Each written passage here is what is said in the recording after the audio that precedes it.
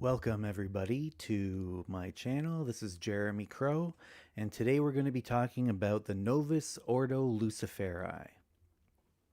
The Novus Ordo Luciferi is an esoteric order that is focused on Gnostic Luciferianism, and it is a lot of the focus is also on alchemy. And within the Novus Ordo Luciferi, we teach a system of occultism that is referred to as Luciferian alchemy. So let's just get into the meaning of the Novus Ordo Luciferi. So that is a Latin name. It's written in Latin, but the English translation of Novus Ordo Luciferi is the new order of Lightbearers. So within the Luciferianism of the Novus Ordo Luciferi, or the NOL, we don't specifically worship Lucifer. Now, as a member, you are free to do that if you wish, but that isn't the purpose of the NOL. The purpose of the order is to emulate the Lightbearer, to embody the Lightbearer archetype in your own way, in your own unique way that is relevant to your particular circumstances, the particular knowledge that you have gained in your life, and the circumstances that you find yourself in. But the Lightbearer archetype has been embodied by a number of individuals, both fictional, mythological, and real historical beings, historical human beings, and even today there are individuals who are out there embodying the Lightbearer archetype in the world. And as a member of the Novus Ordo Luciferi, you are better enabled, or you are given the tools that can help you embody that Lightbearer archetype in your own way. Now, what is the Lightbearer archetype? So if we go through and we look at some of the Lucifers, so the word Lucifer, if you're not aware, is a Latin word, and it means bringer of light or light bearer. And light has been a symbol of knowledge and awareness since time immemorial, even probably before we had a word for light. People would use light or saw light as a symbol of knowledge and awareness. And that's just natural because we can see more during the day when there's light. Now, the ancient Romans, they used the word Lucifer specifically to refer to a celestial phenomenon. And that would be Venus when it is the last star-like bright object in the sky before the sun rises, symbolically heralding the rising of the sun or calling forth the light of day. And so it became a symbol of enlightenment or illumination. And that was the raising of awareness, the acquiring of knowledge. And so that's essentially the root of Luciferianism. And if we elaborate it further, we see these figures such as the serpent in Eden or Prometheus. Prometheus is an excellent example. So we see Prometheus in the myth. Prometheus acquired forbidden knowledge, hidden or forbidden knowledge, knowledge that humans weren't supposed to have. That the Olympian gods, especially Zeus, the king of the Olympian gods, didn't want humans to have that knowledge. And that was the knowledge of how to control fire. Zeus wanted humans to be more animalistic, more dependent upon the gods for their survival, and therefore more obedient. And so there was a system of control to keep that knowledge from the humans.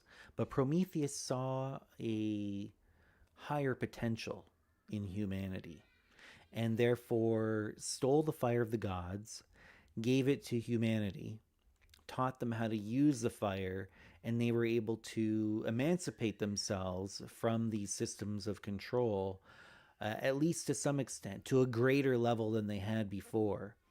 Now, Prometheus did so at great personal risk and ended up paying a price for it. He ended up being punished by Zeus by being chained to a mountain. And as we know in the story, an eagle, Zeus's bird, would come and eat Prometheus's liver, and then it would regrow again every day because he was immortal. And so he had to endure that cycle of suffering and regrowth and suffering again until eventually he was freed by Hercules during Hercules' 12 labors. Now we can get into the weeds with this. We can go down that rabbit hole, but that's not within the scope of this particular talk that I wanted to give here today. But the idea being that we can see a parallel with the serpent in Eden. Now, Adam and Eve, they were forbidden to eat from the tree of knowledge of good and evil. And the serpent said, God's lying to you. The God that was in the Garden of Eden, which was El Elyon is another, the more full name. And he said, do not eat from the tree of knowledge of good and evil. And the serpent convinced Eve that it was actually a good thing to eat from the tree of knowledge, and she did so, and her eyes were opened, that she gained awareness and knowledge, and she shared that with Adam, who also partook of the forbidden knowledge, right? And the serpent was punished for it.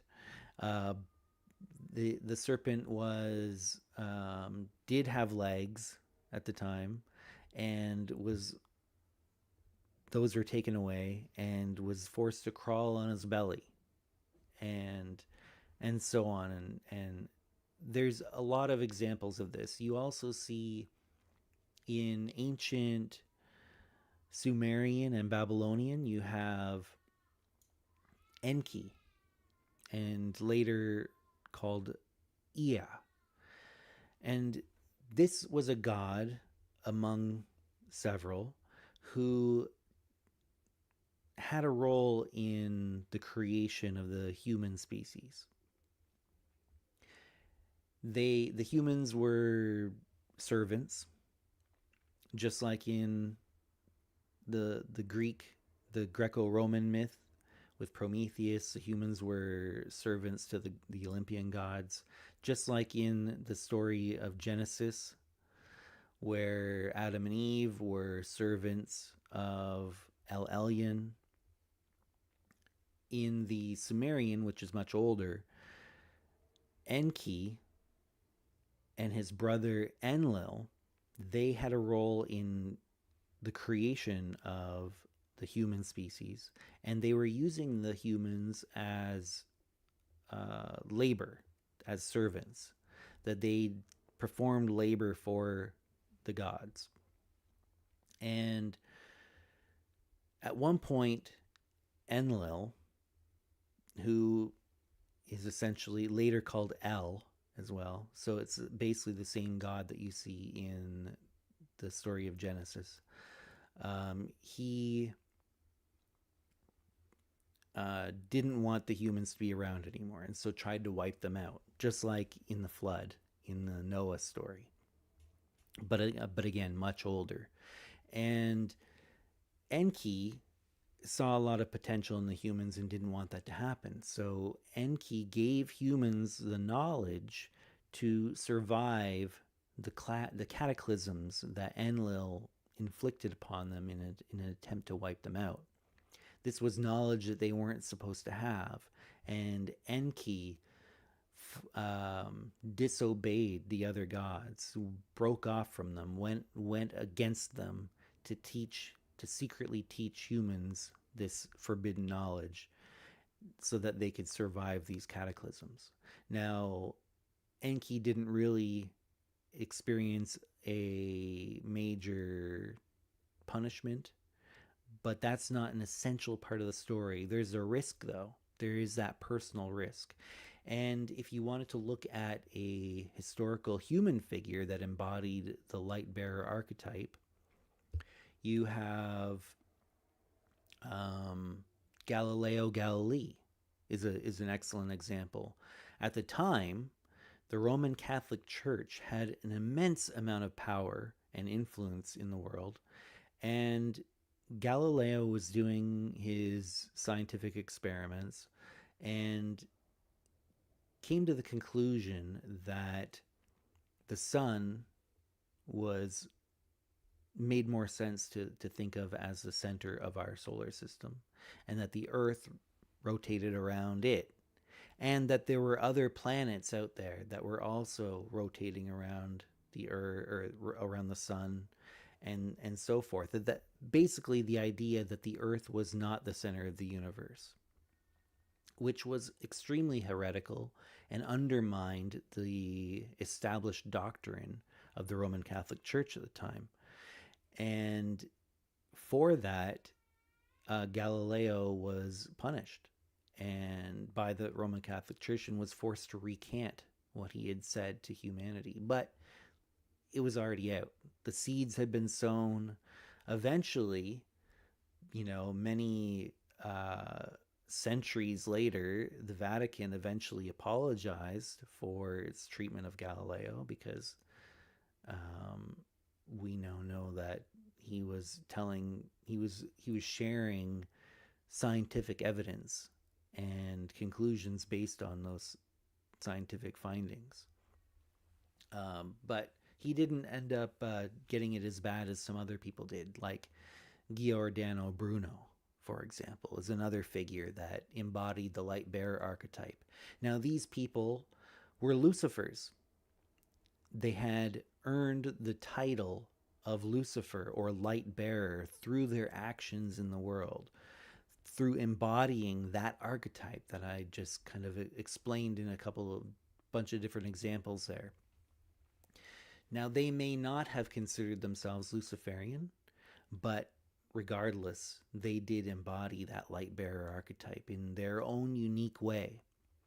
And we see this pattern throughout mythologies, various different mythologies, and in the history of humans. And there are countless others who have embodied that Lightbearer archetype whose name has been lost to history. I could name off a bunch more, but I think you get the idea of what I'm getting at here. And members of the Novus Ordo Luciferi seek to embody that Lightbearer archetype in their own unique way and become a Lucifer in their own right. There's an analogy that I like to give, and when people ask, do Luciferians worship Lucifer? Well, some do, some don't. That's not the key point of being a Luciferian, in my opinion. And no one person can speak for all Luciferians, but I'll give you my particular opinion and the primary definition that's taught in the Novus Ordo Luciferi. And as a member, you don't have to agree with everything. You take what is useful to you. if you decide to join. But the way that it's taught in the Novus Ordo Luciferi is that the key point in being a Luciferian is not in whether or not you worship Lucifer, whether or not you think of Lucifer as the name of an individual entity, a specific entity, and many and most members do think of Lucifer as the proper name of a specific entity, as well as a title of any individual who has embodied the Lightbearer archetype. But the key point is in seeking to emulate that Lightbearer archetype, to embody it in your own way. That's the key point. Just like the analogy that I like to use is, if you are practicing heroism, the key point is not whether you worship heroes or not. The key point is whether you act in a heroic way, whether you embody the qualities of a hero in your own life, in your own unique way, depending on the circumstances of your life. Similarly, as a Luciferian, it's not about whether you worship Lucifer or not. It's about whether you are seeking or attempting to embody the Lightbearer archetype in your own way. Let me just go, let me look at the comments here. So we had a few people make comments here already. I'm going to call you here. Hannah Young Sung, welcome. Andrewcifer, thank you for coming. Triangle, thank you for being here. Psych Knight, glad to see you here. The Occult Corner, welcome, brother. I'm glad you made it. Asat said, good night, everyone. Thank you for your precious work, Jeremy. Precious work, Jeremy. Thank you for your kind words, Asat. Rod, talking about keeping us in suspense because I was a few minutes late before coming onto this live stream. True, good evening. Nocturnal Frequency Radio, good evening. Glad you could make it. And Beatcat, welcome. And Beatcat asks, how does someone join, please? Well, you can go to novusordoluciferi.org, and there's if you at the bottom of the page, there's a button that says join now, and or get started, I think is what the button is labeled. If you go to that, it'll give you the instructions, and there's a link to the Patreon. That's the main way that you would join the Novus Ordo Luciferi and pay your membership dues, which are only $5 a month. If you wanted to pay your membership dues annually, that's only $55, so you save a month if you pay up front for a year.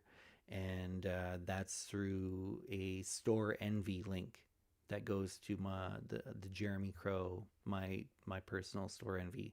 And then you'll get access to all the material via the private members-only Discord server. If you take the yearly route, there's no way for me to gift you a Patreon membership at this point. And right now, I haven't unlocked the ability to have an annual fee on the Patreon. Apparently it is a feature, but only some people have access to it. I don't. But if you pay for your membership dues annually through the Store Envy link, you're still going to get 100% of all the material via the Discord server rather than through the Patreon. If you do the $5 a month through the Patreon, then you get both, but really there's nothing extra on the Patreon. Everything that's on the Patreon is also in the private Discord. Let's see here. Marguerite21, welcome. I'm here because I care to learn the truth. I'm glad to hear that. Kara,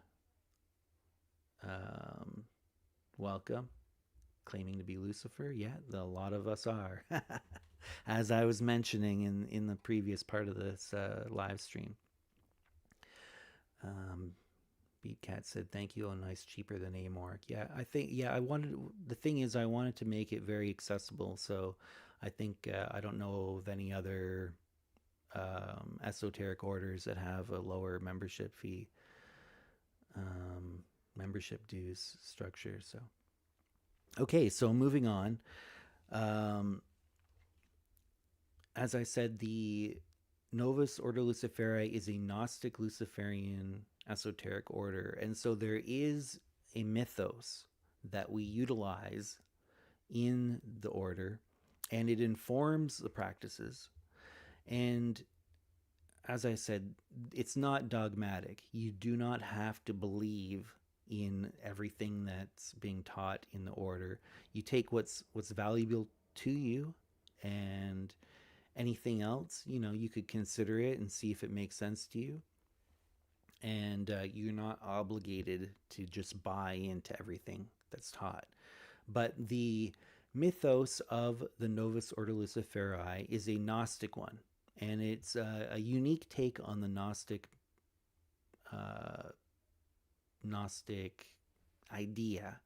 And if you're familiar with Gnosticism at all, you understand that there is a figure called the demiurge, which means half maker, and it's like a false creator or a flawed creator that often is depicted as having created the material universe and uses it as like a prison for souls, with individual souls. Now, the way that we look at that in the Novus Ordo Luciferi is a little different. So, in the Gnostic mythos of the NOL, the material universe and all experience is a dream that arises from the substrate of universal mind, I suppose you could say. I like to say great mind. And every character within that grand dream is an aspect of the psyche of that grand mind, of that great mind, including the demiurge.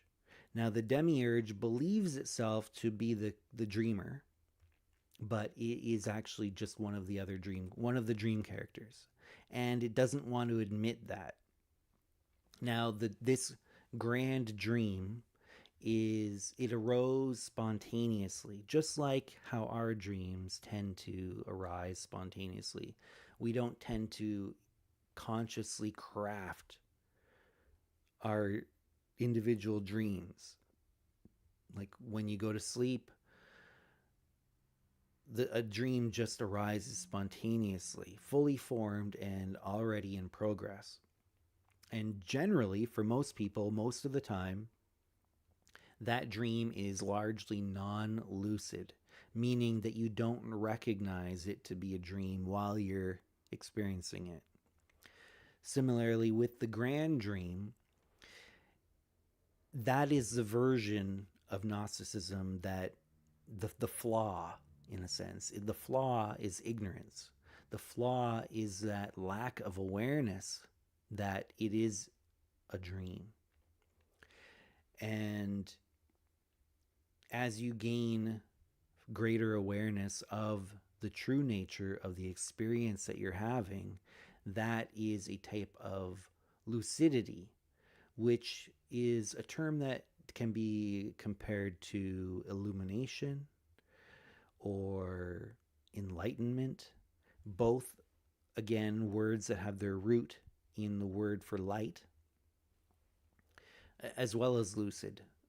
All three of those words have their root in the word for light. And that's where we get this Lightbearer concept, that if we can gain lucidity in not only our own individual personal dreams, but in the grand dream, that we can bring lucidity to that dream, that the more lucidity each individual can have, it increases the lucidity of the grand dream in general and allows us to emancipate ourselves from systems of control that are put in place by influential and powerful dream characters such as the Demiurge and the Demiurge's henchmen, you could say, which are typically referred to as archons. Now, some people think of these as archangels, or some people think of them as planetary intelligences. However, you want to visualize that, there are these forces that are trying to keep the individuals such as you and I ignorant of the true nature of the experience that we're having, because they're afraid, they're ignorant as well, and they want to keep us ignorant because they're afraid of the truth. Because as we gain more truth and awareness and gnosis, which is a Greek word for knowledge, it emancipates us from these systems of control, that we are less able to be controlled, less able to be influenced, and it lessens the control and power that these entities are able to exert. And now we see this in a very practical way with the systems of control that we see played out in the world around us. And we could think of these powerful and influential individuals in the world that are keeping the masses ignorant as much as they can, because they can control them better and influence them better. They can control the narrative, and if they can control the narrative and get you to believe what they want you to believe, then that's where their influence is. That's the main way that they can influence people. And as a Luciferian, we seek out the hidden and forbidden knowledge, and through that we can emancipate ourselves. The truth will set you free, as they say. And so that we can get into the main purpose of the Novus Ordo Luciferi. There are three main purposes of the order.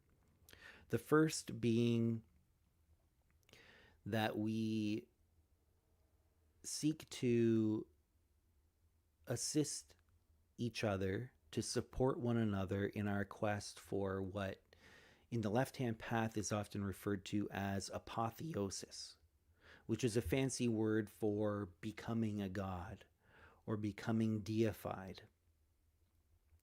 Now, there in alchemy, we refer to that as achieving the quintessence, or the fifth element.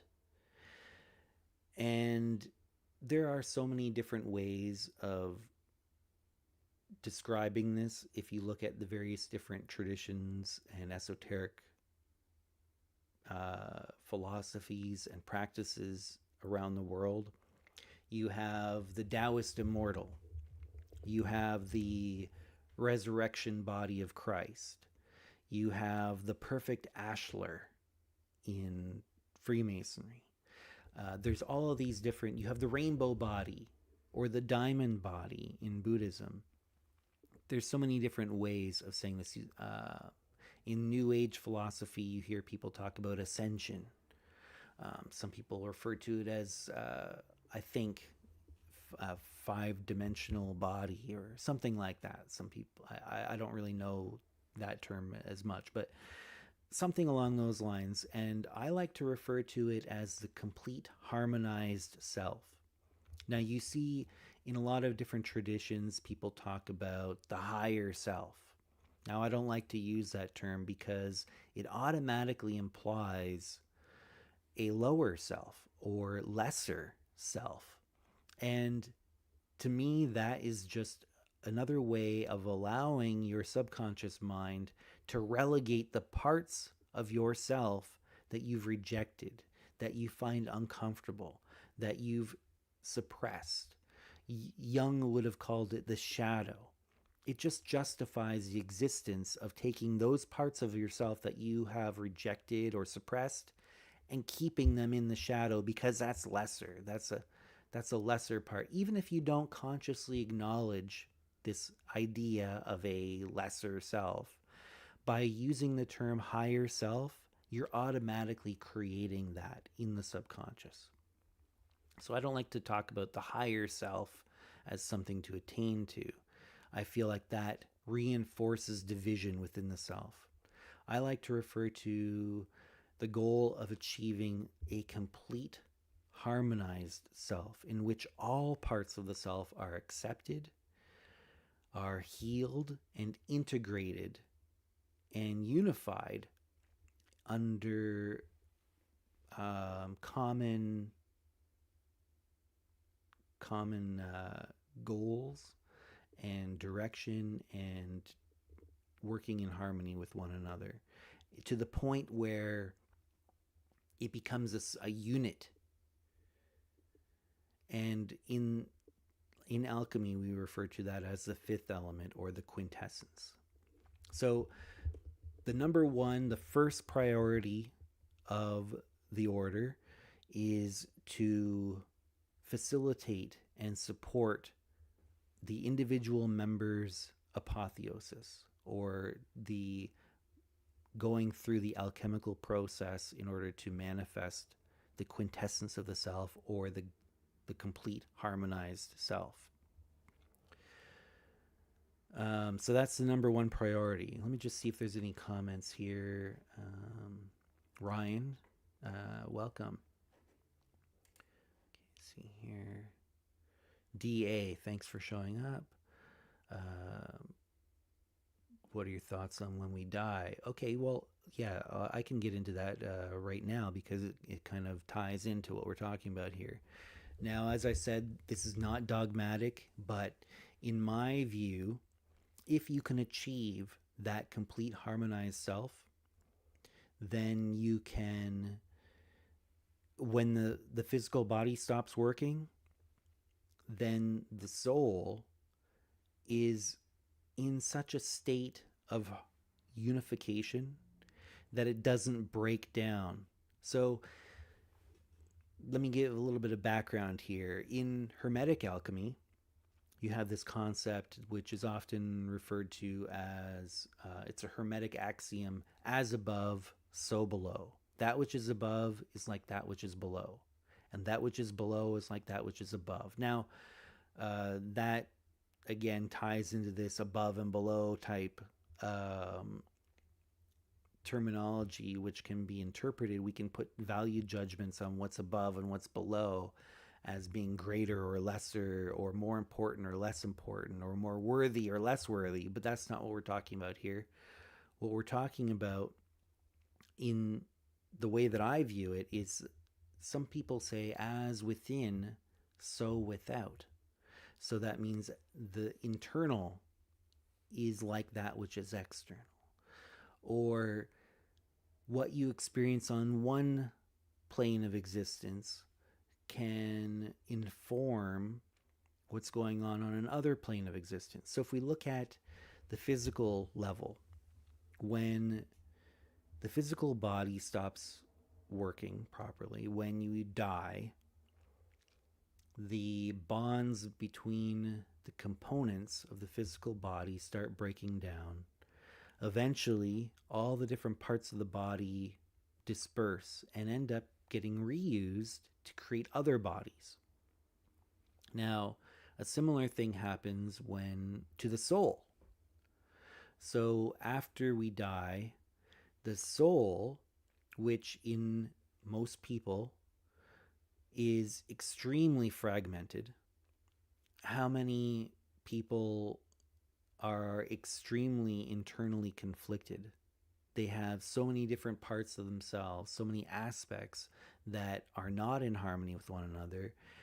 Their soul, their own individuality, their psyche. You could think of it in terms of, depending on how you want to look at it. But let's use the word soul. As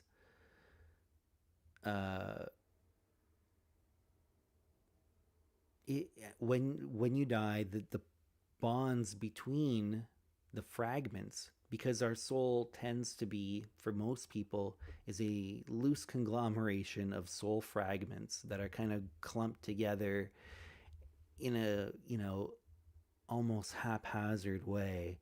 And we have all these different soul fragments which we've either inherited or picked up along the way. Sometimes different parts of ourselves can get shattered into fragments through traumas, etc.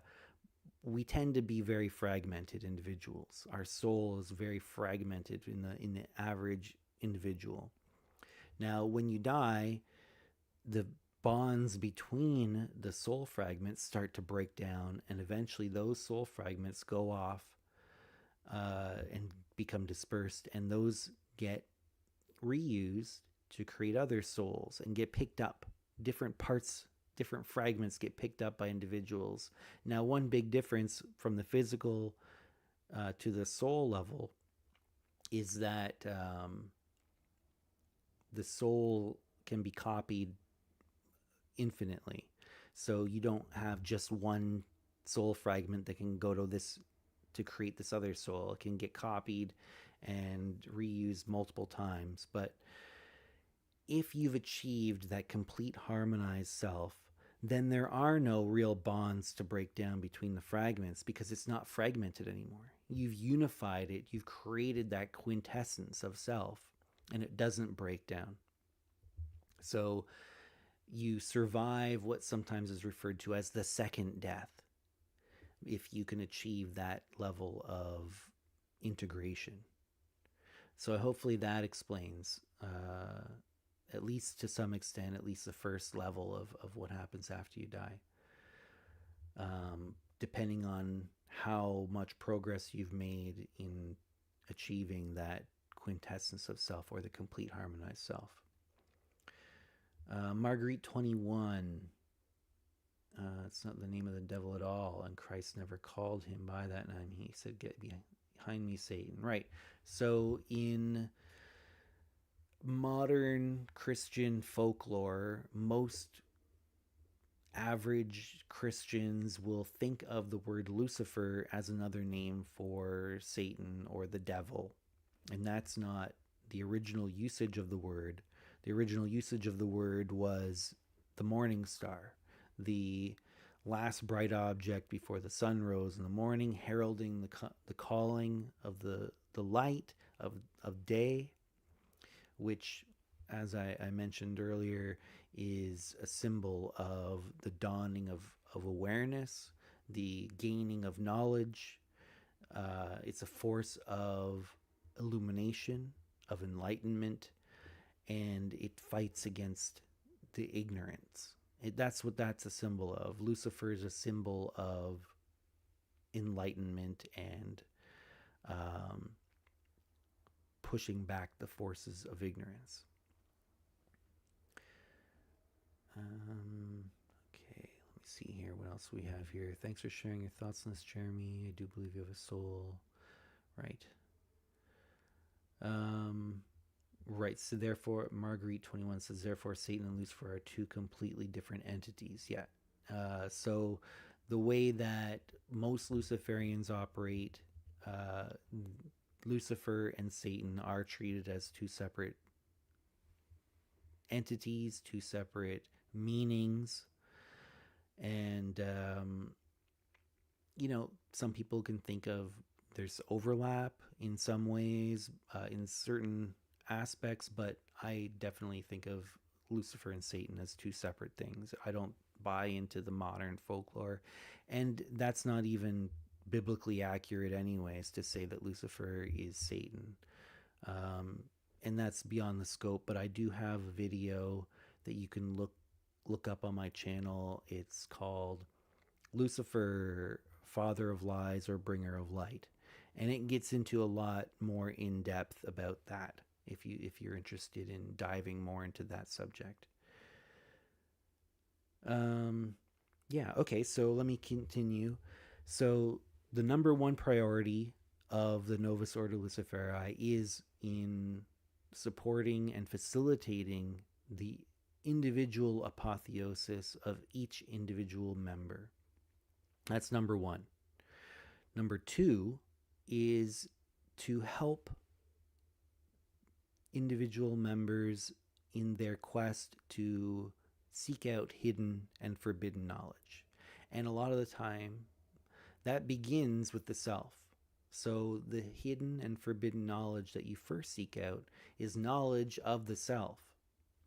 And, you know, if we wanted to do a historical reference here, I believe it was over the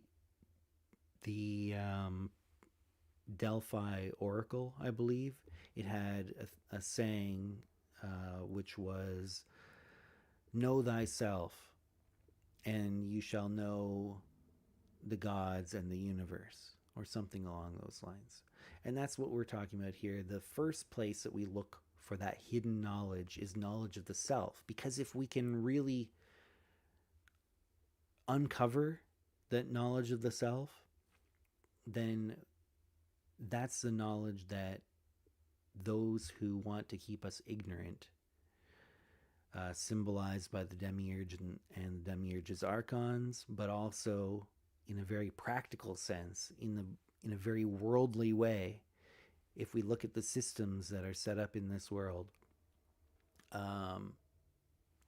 they don't want us to know ourselves. They don't want us to be able to recognize our own individuality. They don't want us to be able to achieve that level of personal integrity where they can't control us, where they can't manipulate us.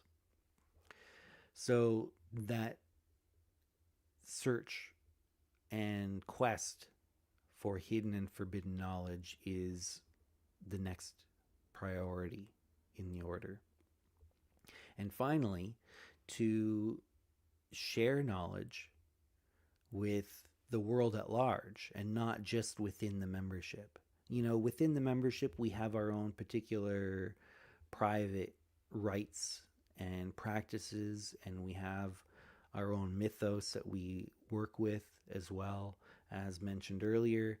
But beyond that, we want to share knowledge with those who seek it, be in a larger sense, with the world at large, and not just within the order, within our own kind of personal way or private way of doing things. We want to share our journey with others. And if you look, there is actually a channel on YouTube for the Novus Ordo Luciferi. And I put a link in the description of this video already. If you scroll down to the bottom, there's a link in the description to that channel. And right now, I believe there's 3 main videos, and there's a bunch of shorts. But those 3 main videos are interviews or presentations by members who wanted to share their journey and share knowledge and gnosis that they've gained along the way, and just to show people what they've gone through, and that people can relate to what they've gone through, and hopefully they can spark some realizations, it can inspire, and we want to support people who are looking for that type of knowledge and provide it to those who are seeking it. We're not trying to shove it down people's throats, you know, we're not out there trying to proselytize and win souls over or anything like that, but people are looking for this type of information, and we want to make that available.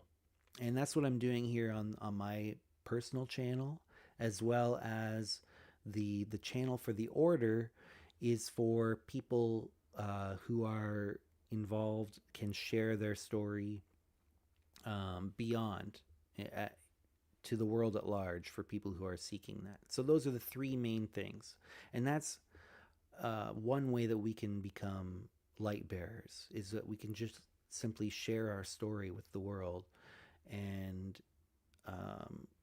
thereby helping to inspire those who are seeking it, and to realize that they're not alone in their quest. So those are the three main goals of the order.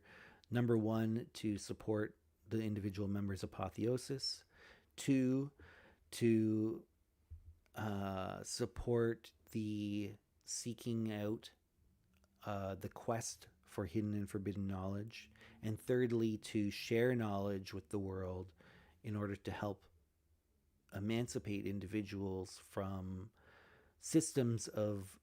oppressive systems of powers, undermine power structures that are built on withholding information, twisting information, that sort of thing. And to become Lucifers in our own right, to become bringers of light, light bearers. And so in the name Novus Ordo Luciferi, the new order of light bearers, we each become a light bearer. We become a Lucifer in our own right. We are the Lucifer. We are the Luciferi. We are the light bearers. It's not something that it's not some external entity that we are worshiping. Yes, there are figures in history. There are mythological figures. There are entities that do embody that light bearer archetype that we gain inspiration from. We may do workings that collaborate with these entities and individuals, but the focus is that we are the light bearers.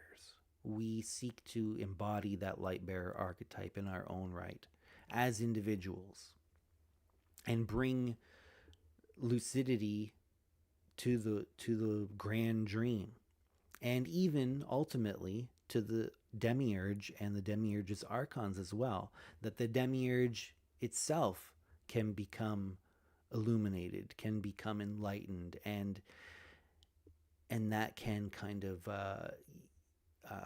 heal the grand dream and the psyche, the great mind, which is the substrate upon which all experience arises. Okay, let's see here.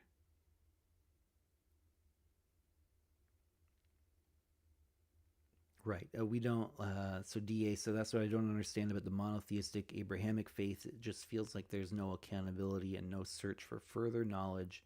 It's just conform to this Bible God. Right. So we're not dogmatic. As I said before, none of these ideas are anything that you are obligated to subscribe to. It's something to consider. It's something to contemplate. It's something to try working with and seeing how if you resonate with it or not, and to utilize it in your quest. And ultimately to become a source of knowledge in your own right, and to share that with those who seek it. Rod says, man, know yourself and you will know the universe and the gods. Right. So that's the thanks for that, Rod. Beatcat says, I love the name. Any members in Louisiana? Yeah, well, so there are members actually in, I believe there are members in at least 11 different countries at this point. The United States has the most members. We also have a bunch of members that are in Canada. We have at least one or two members in Australia, Italy. There's a member in Egypt and Brazil. There's a whole bunch of different places that there are individual members. This is a very new order. We are coming upon the 1-year anniversary of the founding of the order. It was founded on the winter solstice of 2023, so almost 12 months ago. And in that time, the corpus of work, the body of work that is available to members has continued to expand and will continue to expand going forward into the future. Right now, at this point, there are 33 major official documents, in addition to several updates and little notices and things like that, but 33 major documents that include teachings, documents that explain some of the teachings of the order, documents that explain in detail practices that can be performed and utilized by members, as well as there have been several divinations that I've performed for the members of the order in general that that can be used to not only illuminate patterns that are in the ether and give inspiration on how to move forward and past certain obstacles and such, but also as an example of how to perform different types of divination. Oh, Seamus, welcome, brother. Thanks. I'm glad you made it. And yeah, and as I said, more documents are continuing to be added all the time. In addition to documents such as those 33 main documents, as well as numerous other little updates and things like that on top of that, we also have ongoing live online lessons that myself and other members have taught. So some of the examples include lucid dreaming and astral projection. There's a course on that I taught, which was 4 weeks long, and each lesson was about 2 hours each. Another one, I followed that up with a course that I taught, another 4-week course that was each lesson was about 2 hours, the Esoteric Secrets of the Tarot, in which I get into, personally, I have at least 30 years of experience in working with and studying and practicing tarot, not just divination, but tarot magic as well, that I've developed my own deck as well that I'm currently working on producing the artwork for. But I teach the underlying structure and understanding of that as well in that course, in addition to the history of tarot and the standard tarot deck that's out there now that is basically a standard model of the tarot. We have several money magic sessions in which practical as well as esoteric, like practical real world knowledge on how to manifest wealth, as well as the esoteric side of that. Several sessions on that.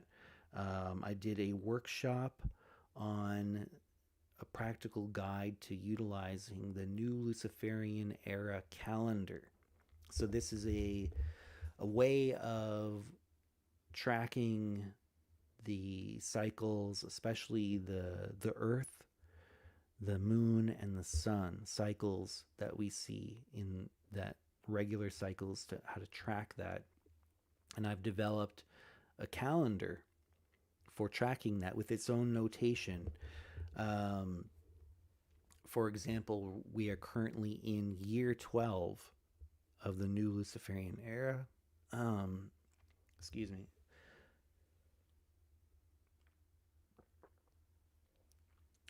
Throat's getting a little dry.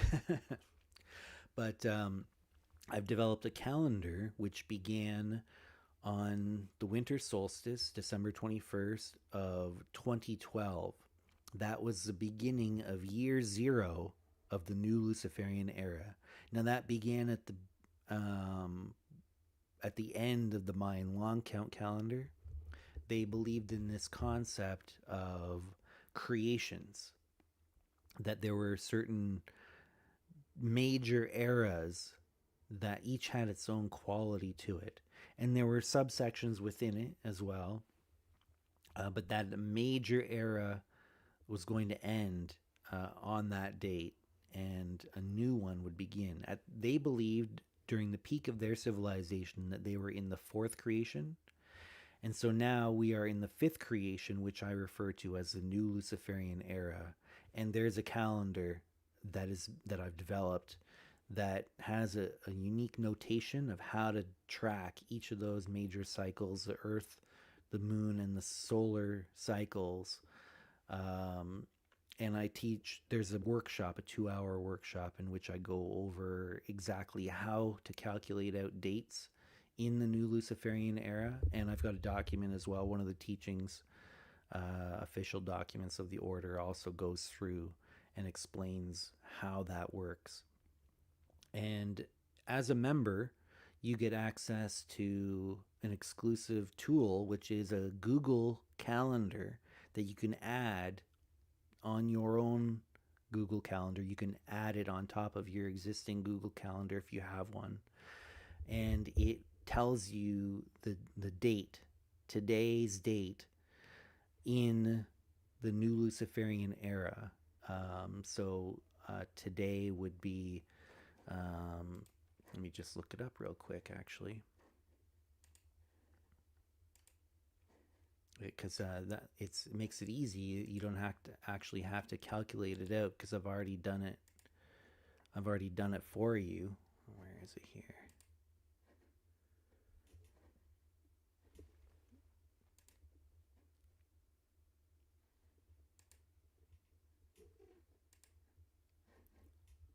Okay, so today is December 17th of 2024 in the Gregorian calendar, in the mainstream Gregorian calendar. And in the new Luciferian era calendar, it is year 11. We're almost in year 12, in less than a week, actually. In just like on Saturday will be the beginning of year 12 of the new Luciferian era, because we count at 0. It always begins at the darkest point of each of the various different cycles of the Earth, the lunar, and the solar cycles are counted at the darkest point. So that's why it began on the winter solstice, the darkest point of the solar cycle. And we begin counting at 0. So year 0 began on December 21st, 2012 in the Gregorian calendar, and that would have been the beginning of year 0 of the new Luciferian era. So currently, we are today, December 12th, 2024, in the Gregorian calendar. In the new Luciferian era calendar, it is year 11, lunation 12. So that's how many lunar cycles we've experienced in year 11 so far, and day 16 of that lunar cycle. So we just passed the full moon. So I believe yesterday was the full moon, which would have been the 15th, or day 15 of lunation 12. So lunation, day 0 of any lunation is always the new moon, which is the darkest point of the lunar cycle. And so that's how that kind of thing works. So you can kind of get an idea just by glancing at the new Luciferian era calendar date. You can get an idea of where we are in any given cycle. So today is year 11, lunation 12, day 16 of the new Luciferian era. And in just a few days, we will have the Luciferian New Year, which is on the 21st in the Gregorian calendar, which is the beginning of year 12. We're about to enter into year 12 of the new Luciferian era. And so there's documents that, Seamus, you put the format in there properly there. Thank you for that. And so, it's a calendar overlay on the Google calendars that you can add. And this is an exclusive perk for members only. The information is out there that you can calculate it out yourself if you know the information. But as a member, you get that Google Calendar, and you don't have to go through the calculations every day to try and figure out what the day is in the new Luciferian era calendar. It's there for you. I've already done those calculations. And True mentions here that she has the calendar, and she really likes it. It's really cool. Uh, which I'm glad to hear. Okay, let's see here. Oh, True, your son's name is Lucas. That's cool. Okay, so tarot sounds great. I've been wanting to learn, but so confusing. Yeah. So yeah, we have like I said, I think it's like about 8 hours worth of recorded um, lessons on the tarot, and that goes like right from the history of tarot all the way through the current mainstream standard tarot system that you have out there, as well as some of the major changes that have occurred along the way. Crowley's some of the changes that Crowley implemented in the tarot for his Thoth deck. Um, how Eliphas Levi may had a major influence on the tarot, uh, making it more Egyptian themed as well, the way he did it, that sort of thing, and as well as the innovations that I've made on the tarot in aligning it to the new Luciferian era. And what I've done is I've also added 3 additional major arcana cards, and um, completely changed the sequence of the major arcana. So it's not the Fool's Quest anymore, or the journey of the Fool. It's actually the journey of the Hanged. And we get into that in depth in that course, which is also about 8 hours worth of recorded material, in addition to written documents that explain a lot of this stuff as well. And I think right now at this point, with all of the recorded lessons that we've done live, every time I do a course or one of the members other does a session like that, we record it, and then when you become a member, you can get access to all those back archives of recorded lessons, and ongoing as well. Right now, I'm currently in the process of teaching a course on ritual magic, ceremonial magic, and we did one just 2 days ago, lesson 1, and that it was a 2 hour session that you get access to as soon as you join, and ongoing you can attend the live ones going forward as well as a member, and you can ask questions and have the interaction as well if you're catching it live. But if you don't catch it live, then you can also always watch the recorded archive of that lesson. And through the Discord server, I'm always available. There's also a lot of other knowledgeable members that are available to discuss these things that we can learn together. If you have questions, we can address them through that community as well. Let me see, what else did I want to cover here.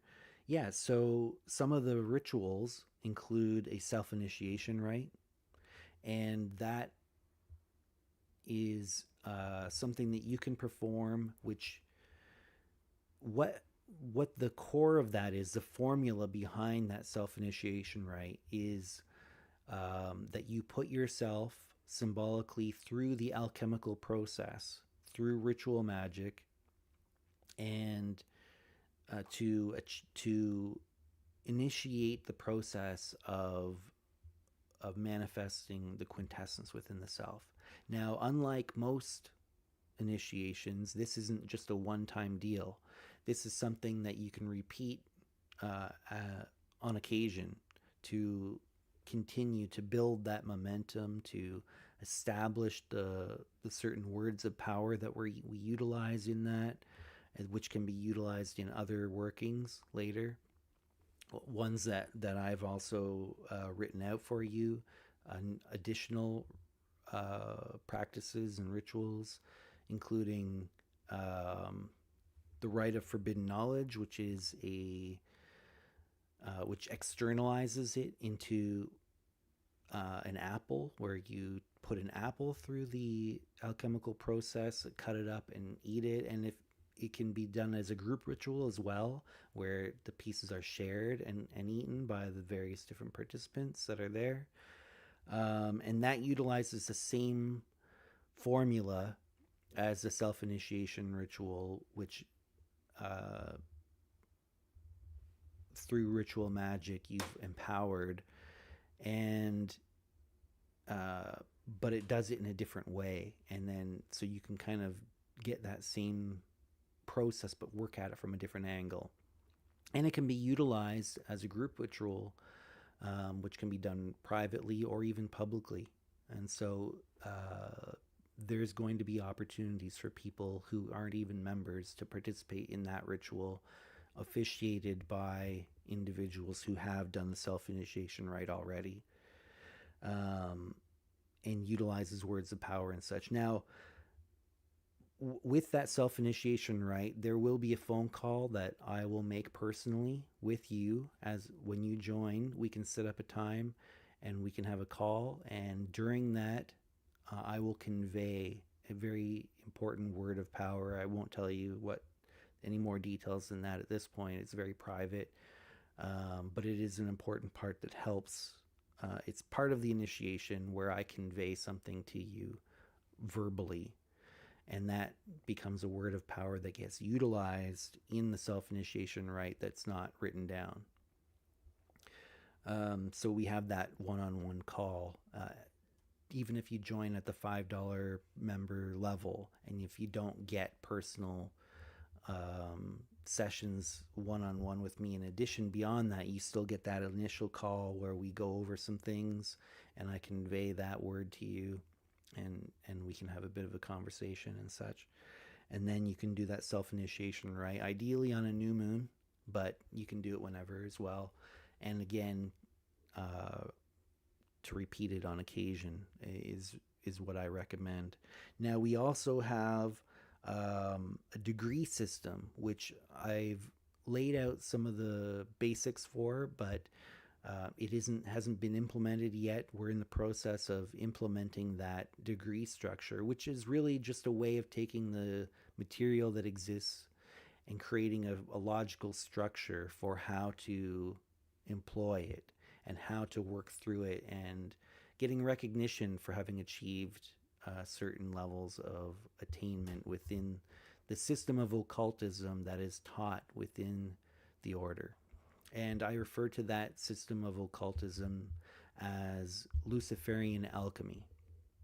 This is a system that I've developed and refined over more than 30 years, actually, that I've got experience in practicing these things, and I've continued to develop that unique system of magic and occultism. It's not just ritual magic, it's energy work. There's a ritual called the stoking of the black flame, which is an energy work practice which utilizes some of that same alchemical formula that we utilize in the self initiation rite, and some of the same words of power are utilized as well.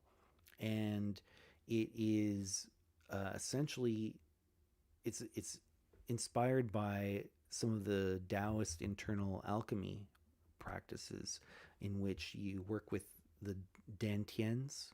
There's 3 major energy centers in the body, as well as a circuit of energy up the spine and down through the digestive tract, down the front. So you create a circuit of energy, and there's a whole process for that to open and awaken these energy centers and these channels of energy within the body, and cycle the energy and empower them with the different elemental forces that support and facilitate the personal apotheosis of each individual member. And there's other practices as well. There's mental disciplines such as meditation, contemplation, concentration exercises, that sort of thing to develop the mind. And shadow work as well, that sort of thing. Lucid dreaming and astral projection is a major element that is taught, and it's not just about the going to sleep and having a dream. It also works with the waking dream, which I refer to as the solar dream. So I'm giving you a lot of hints and tidbits of what's taught in the order here, but we go into an incredible amount of depth in this as we go through and learn the system of Luciferian alchemy that's taught in the order.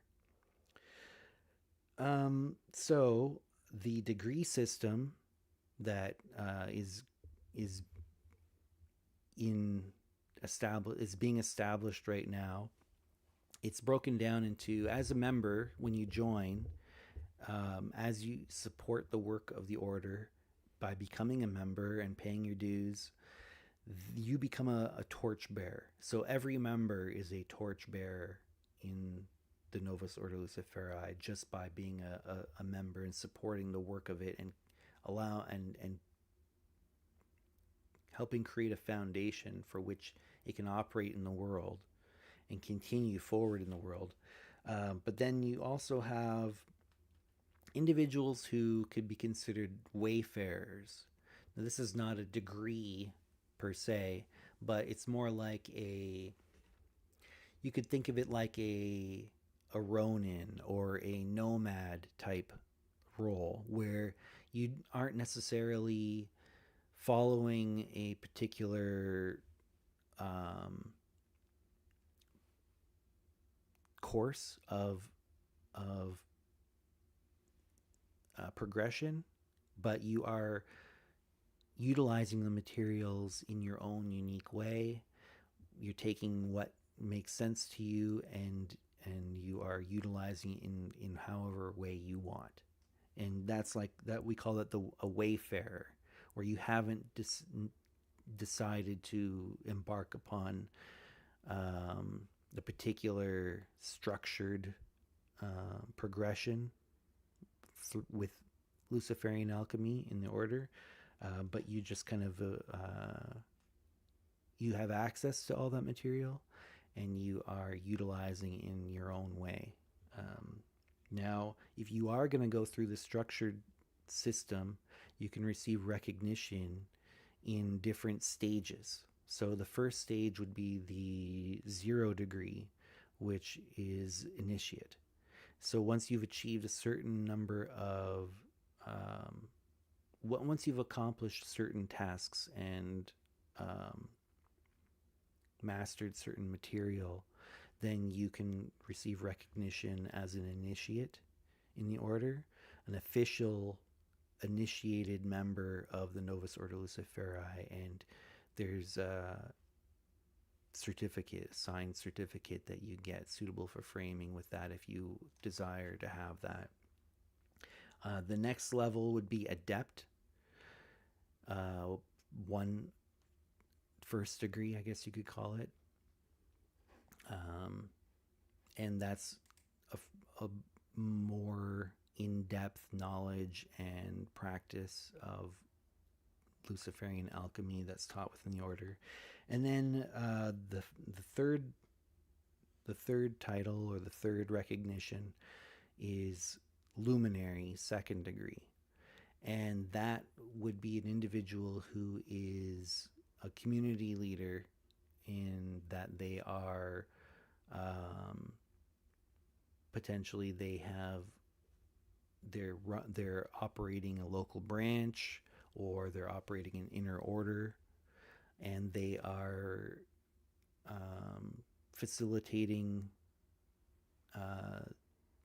public meetings in which members are sharing their story, sharing their knowledge with the world at large.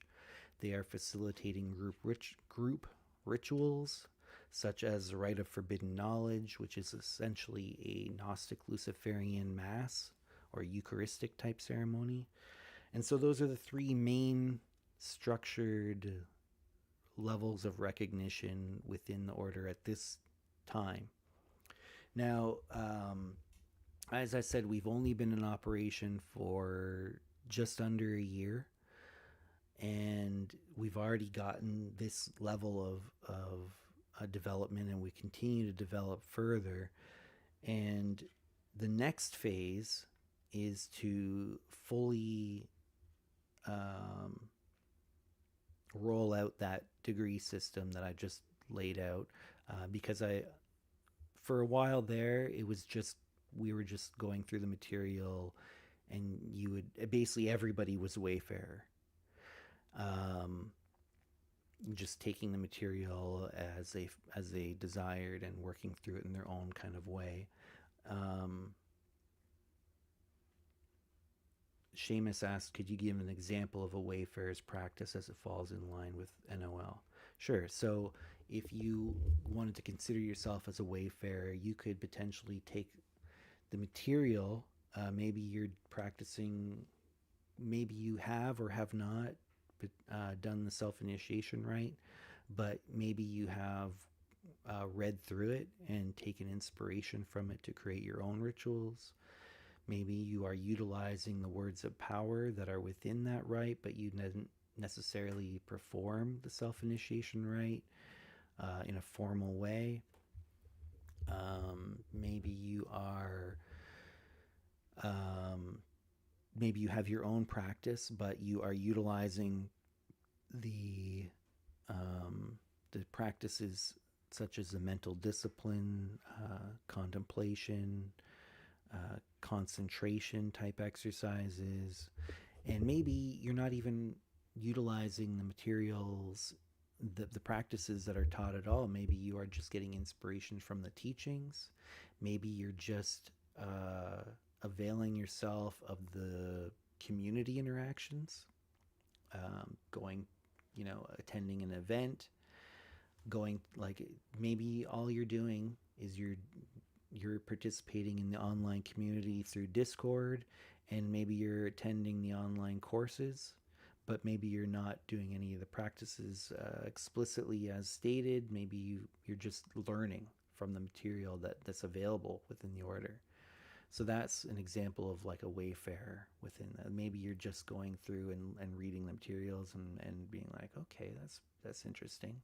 I find some of this valuable, and learning about things, taking the courses that are being offered on an ongoing basis, like the tarot course, like the ritual magic course. Maybe you are practicing lucid dreaming or trying to master astral projection, and you've taken the course, you've read the teachings, and you are engaging in the community with questions and saying, well, I started doing this and this happened, and then how do I overcome that challenge and things like that. But maybe you aren't, maybe you're not doing any of the rituals or the initiations or any of that other stuff.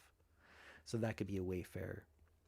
And really, basically everybody had been a wayfarer up until this point, where they kind of utilized the materials as they felt like utilizing it. But now with the initiate, adept, and luminary roles, there's a structured path that I found. One of the things that I found was a lot of people were asking, well, how do I progress through this material? How do I tackle this material? There's like 33 documents.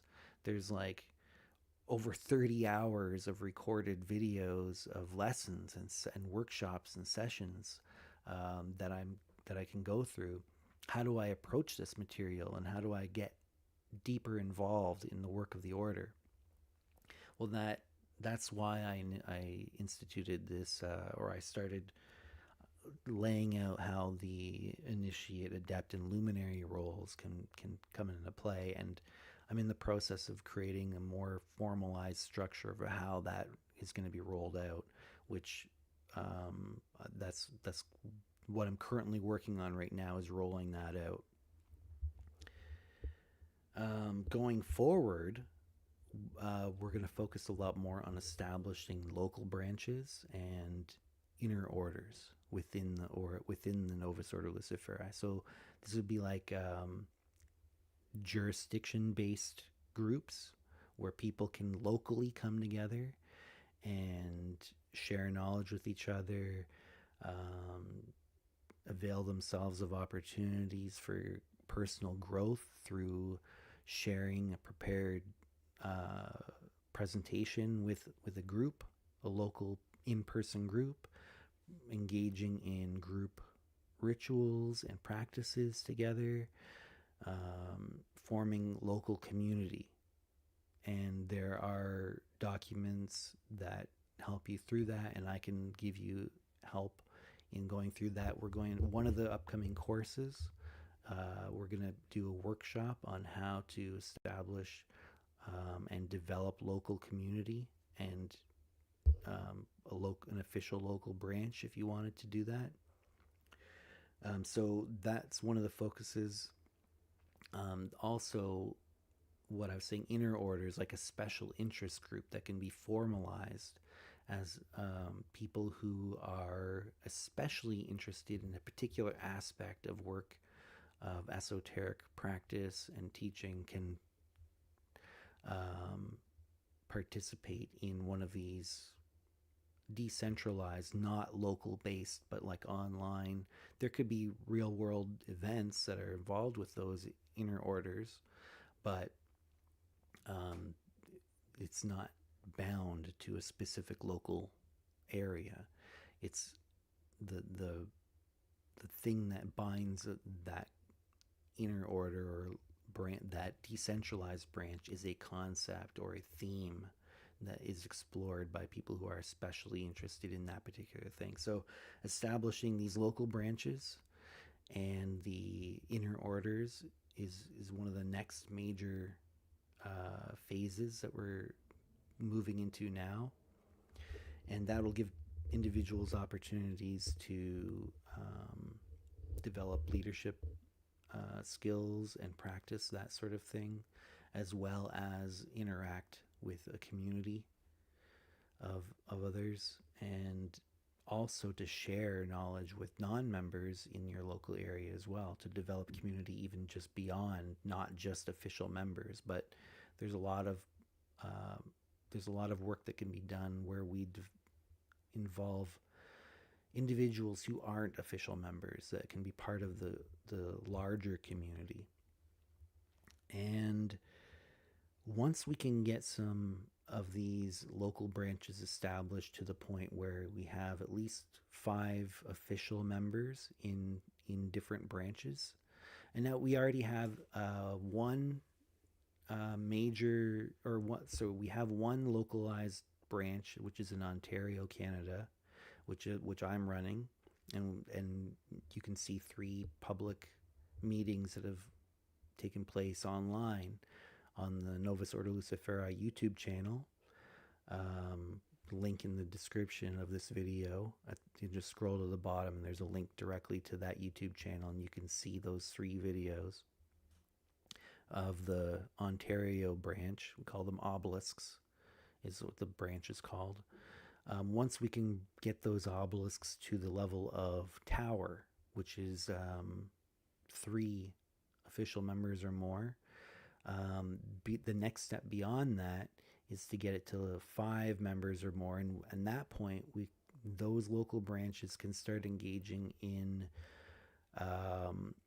additional degrees beyond luminary, and that's when we start getting into planetary magic, where it's almost like a Masonic lodge style working, where you perform these ceremonies together, where people take on roles of officer roles, and you go through these initiation rites in which we're exploring planetary magic through a Babylonian, utilizing a lot of the Babylonian myths as the base of it, but we're going through and as Gnostic Luciferians, and kind of overcoming the various archons and taking on those roles for ourselves as we go through these degrees.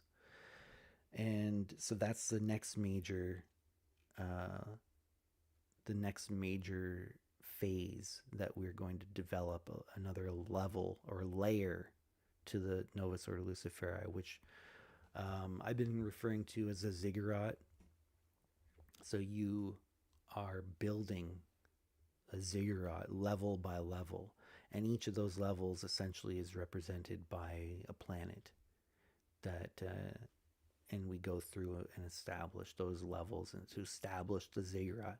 A ziggurat is a stepped pyramid, and so we establish that ziggurat, which is itself is a symbol of the the immortal body, or the body of light, as some people refer to it as. And first, we go through the underground by embodying um, Ishtar in her descent into the underworld and back up. Then the next level, we go through. There's a rite that's inspired by the Epic of Gilgamesh, and then at that point you start establishing the ziggurat above ground, level by level, and we go through the planets. And so going through planetary magic in that way, in a Gnostic Luciferian um, modality. And so that's the next major level. And there's more planned beyond that. But the ziggurat has 9 um, degree ceremonies that are involved in that particular layer that we can engage in once we can get actually through the practice of tarot magic. We can actually perform these group rituals in as a solo practitioner as well, if we can utilize tarot magic, which is also taught in the order. So you don't actually have to, you're not bound by the limits of having a group of at least 5 people.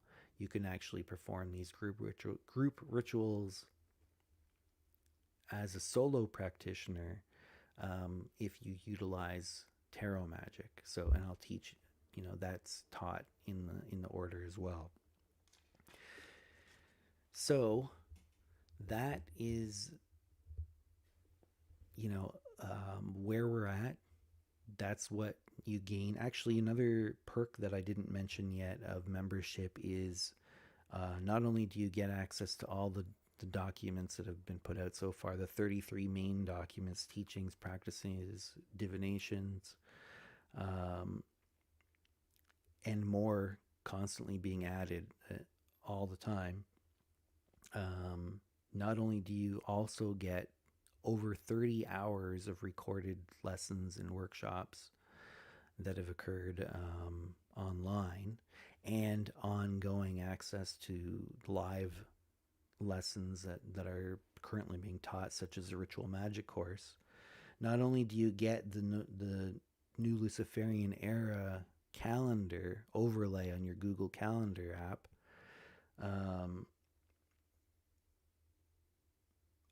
but you also can get access to the Luciferian Research Society website, which was something that I established back in 2009. And it's been running consistently ever since then, and it has spawned the International Left-Hand Path Conference, which I now refer to as Flambeau Noir. And that was the first International Left-Hand Path Conference ever, where individuals from various different traditions could all come together in the same room, cross-pollinate, share ideas, collaborate with one another, share their knowledge with each other, and that came out of the Luciferian Research Society as well. So that's like a real world extension of the Luciferian Research Society, those conferences. So the Luciferian Research Society website normally will cost $1 per month to be a part of, but Novus Ordo Luciferi members get it included in their membership dues for the NOL. So the NOL membership dues, as I said before, is $5 a month. If you go through Patreon, um, you save that $1 of that basically is for the, you can think of it as if you are already a Luciferian Research Society member, then now you don't have to pay that dollar and you only have to upgrade like by $4. You could think of it that way if you want. But yeah, so that non-sectarian, that's more of a community hub. It's not an esoteric order. It's a community hub. It has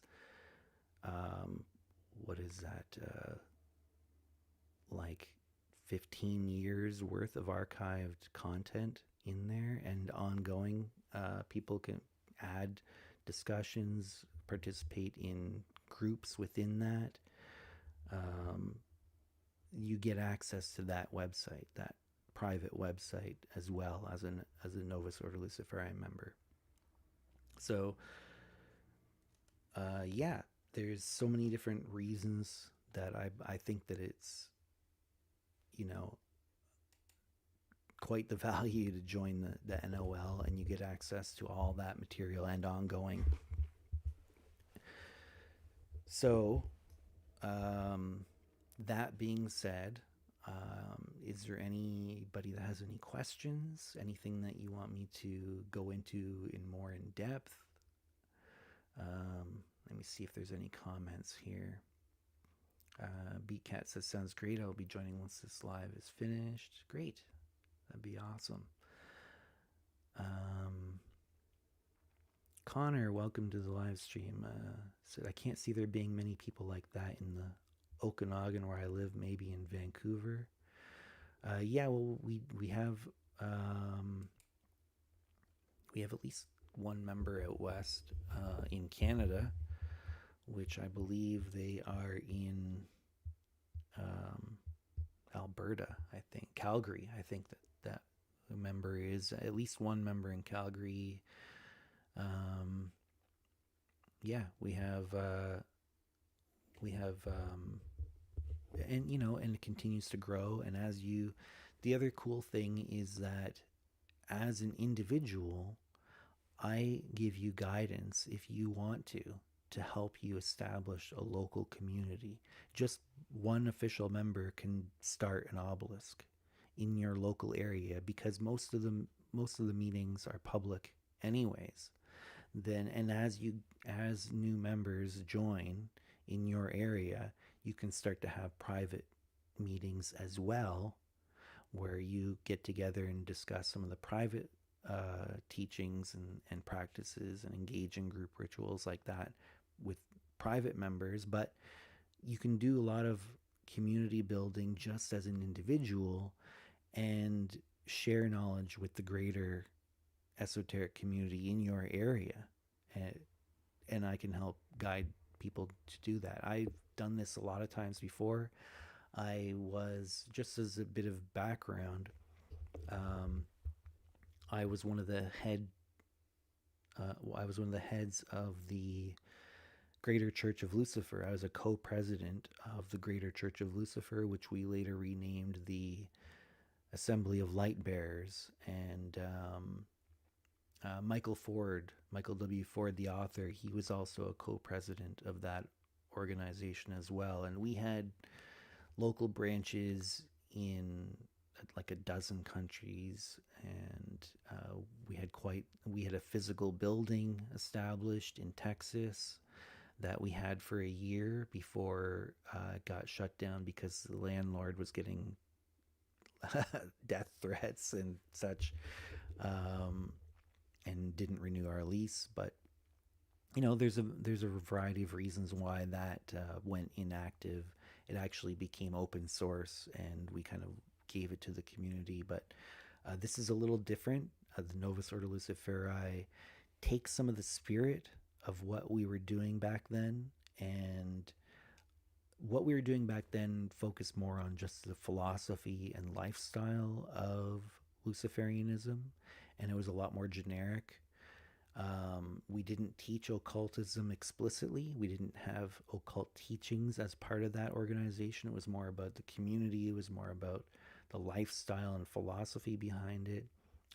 And so some of that I bring forward in the Novus Ordo Luciferi, but we've also added that occult system, Luciferian alchemy, the complete system of occultism that's taught within the order that wasn't a part of, that wasn't an element within that previous organization. But as I said, I have experience in building community. I was able to, when I was doing that for the Assembly of Lightbearers, I had people coming regularly, like 30 people coming to the meetings that I was holding in person in Toronto, which was bigger than the local Ordo Templi Orientis, the OTO. So it was bigger than that. I was able to build a local community bigger than the OTO here or in Toronto, and I can help people. I can teach people how to do that in your own local area too. And not all the people that were coming were official members, and that's one of the beauties of it, is because you are engaging with the wider esoteric community in your area, and people don't necessarily have to commit to being a member of what you're doing specifically, but they can share knowledge. We can cross pollinate. It's almost like a mini International Left Hand Path conference on a much more regular basis on a local level, which is really cool. So even just one official member of the Novus Ordo Luciferi, I can start creating that local community in their local area, and it can grow from there. And I can help guide you in achieving that, in teaching you methods of how to go about doing that in a very practical way. Let me see here. How can we contact you if we have questions about anything? So you can. Let me just check. What is that email address? Let me just check what the actual Novus Ordo Luciferi at gmail.com. So if you email Novus Ordo Luciferi at gmail.com, I'll be able to get that email, and I can respond to any questions that you may have about it.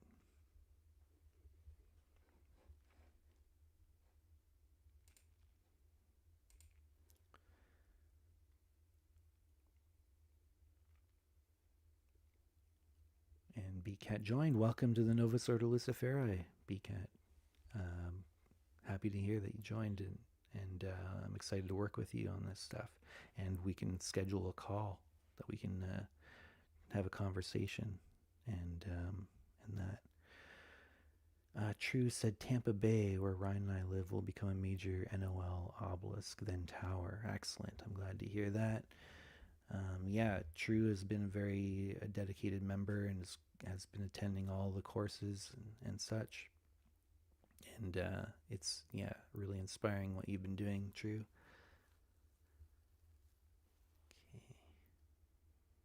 Okay, I'm glad. Okay, you got that email address then, BCAT. Okay, great. And since you've joined, you can also send me a direct message through the Patreon if you joined through the Patreon.